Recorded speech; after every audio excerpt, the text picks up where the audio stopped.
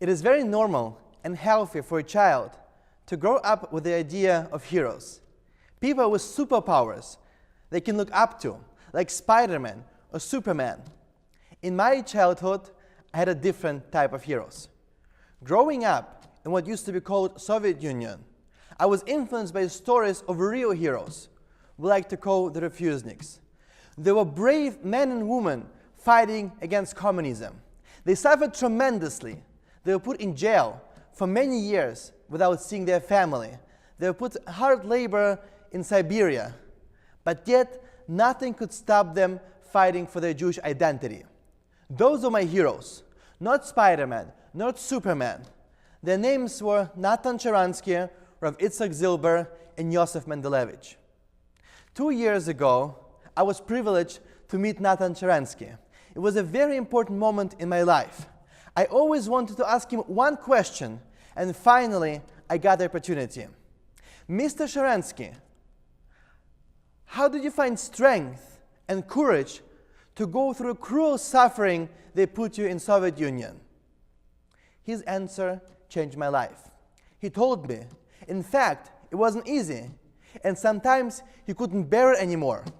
But his biggest motivation was the Maccabees from the Hanukkah story.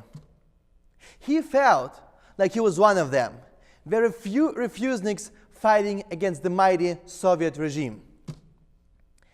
In the time of the Hanukkah, for Jews in Israel, accepting Greek culture upon themselves was becoming very trendy.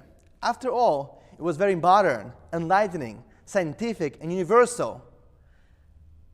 And Judaism was only regarded as an old-fashioned religion.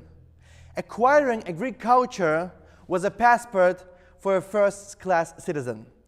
But the Maccabees were not willing to give up their identity. They were idealists, they were fearless, they were willing to fight for it. Our rabbis teach us that the battle between Hashmonaim, the Maccabees, and the Yevanim, the Greeks, was fought on two fronts. There was a physical battle between the two armies on the battlefield, but there was also a battle between two different lifestyles. The Hellenist style, personified by the Greeks, and the pure dedication of Hashmonaim to God and His Torah. The word Maccabee is an acronym for Mi Kamoicha Bo'elim Hashem, who is like you among God's Hashem. It's a dedication to Hashem and His Torah. The battle the Maccabees were fighting was a great war, not for the sake of power or land, but for the sake of religious ideals.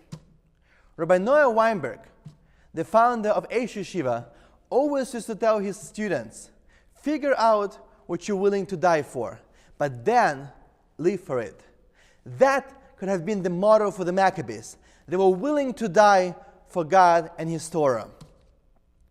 As we light the candles on Hanukkah and commemorate the heroic deeds of our forefathers, the Maccabees, we should ask ourselves, how is this message still relevant to me living in 21st century? There's no army waiting for us outside, and there's no more gulags, the labor camps. But yet, we can ask ourselves, how strong is my belief in Hashem? And despite all difficulties we're going through in our life, am I as strong as a refusenik to fight for my religious beliefs? I wish you all a Freiliche Hanukkah.